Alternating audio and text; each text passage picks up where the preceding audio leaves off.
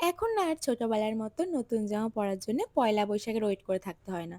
কারণ এখন সারাটা বছরই অনলাইন অফলাইন থেকে আমরা কেনাকাটা করতেই থাকি। কিন্তু কেউ যদি বলে বল পয়লা বৈশাখে কি নিবি, তখন কি আর না করা যায় যে না কিছু নেব না? আর এইদিকে সোশ্যাল মিডিয়া খুললেই দেখি গ্যাসের নাকি এত অভাব। আর অন্যদিকে এই মন্দিরটায় ৩৬৫ দিনের মধ্যে মনে হয় ৩০০ দিনই কিছু না কিছু লেগেই থাকে। আর আজ তো একটু বেশি লাইন ছিল। যদি আমাদের শপিং এর তাড়া না থাকতো, তাহলে হয়তো আমরা ওই লাইনে দাঁড়িয়েই পড়তাম। যাই হোক, প্রথমে আমরা চলে এসেছিলাম জুডিওতে। দাদা আমাকে যখনই জিজ্ঞেস করলো যে তুমি কি নেবা, তখনই আমি বলেছিলাম যে আমার জিন্স দরকার, আমার জিন্সের প্রচণ্ড প্রয়োজন। এই কদিনে যে আমি অনলাইন থেকে কতগুলো জিন্স অর্ডার দিয়েছি আর কতগুলো রিটার্ন করেছি, তার ঠিক নেই। আমার একটাও পছন্দ হয়নি, তাই এখানে এসে যে কটা মনে হচ্ছিল যে আমার ভালো লাগবে, সে কটাই নিয়ে নিয়েছিলাম ট্রায়ালের জন্য। মাঝে মাঝে দাদা দিদিদের দেখে ভাবি যে চাকরি বাকরি করাও কত জ্বালা।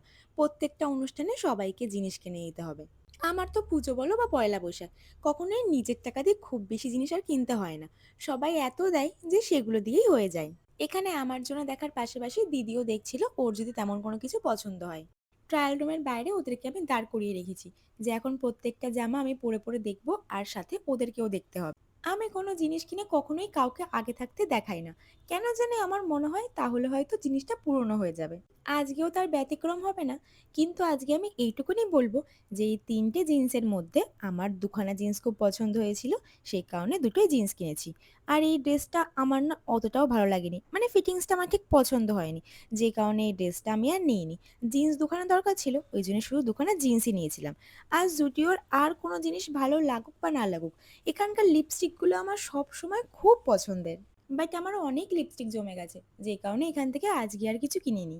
আজকে আমরা বাড়ি থেকে বেরিয়েছিলামই অনেকটা লেট করে, যেই কারণে ওখানে কেনাকাটা সব কিছু করতে করতে আমাদের প্রায় ৯টা মতো বেজে গেছিলো।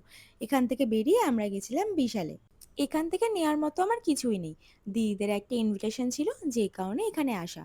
অনেক দেখে শুনে পছন্দ করে একটা জিনিস ফাইনাল করে নিচে এসে আমার আবার চোখ গেল এই ট্রাউজারগুলোর দিকে। আমার না কোথাও গেলে এই জিন্স ট্রাউজার এগুলোর দিকেই বেশি নজর যায়। এখান থেকে আমরা টুকটাক কেনাকাটা করে আমরা চলে গেছিলাম অ্যারোমাতে খাওয়া দাওয়া করতে।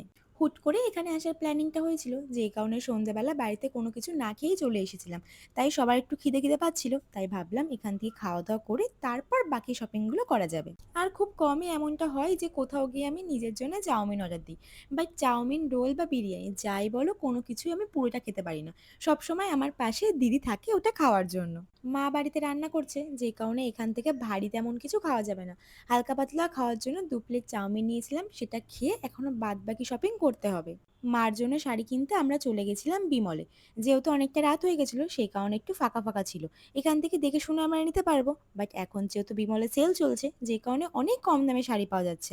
আর ইদি দেখো, আমরা বেরোতে বেরোতে বিমলের গেটটাও বন্ধ করে দিচ্ছিল। তখনও পর্যন্ত 10টা বাজেনি, তাই স্টাইল খোলা ছিল। আমরা চলে গেছিলাম স্টাইলে। এখান থেকে দাদার জন্য দেখছিলাম কিছু যদি পছন্দ হয়। বাট অনেক ঘোরাঘুরি করেও দাদা তেমন কিছু পছন্দ হয়নি, আর অনেকটা রাত হয়ে যাচ্ছিল, যেই কারণে সেদিন আর আমরা কিছু কিনিনি। বাপির জন্য কেনা হয়নি, ওগুলো পরে কেনা হবে। আজকে এইটুকুনি শপিং করে আমরা এখান থেকে বেরিয়ে যাব। বাড়ি যেতে আমাদের প্রায় 10:30টা মতো বেজে গেছিল। তো আজকের মতো এতটুকুই। দেখা হচ্ছে নেক্সট ভিডিওতে। ততক্ষণের জন্য সবাইকে টাটা।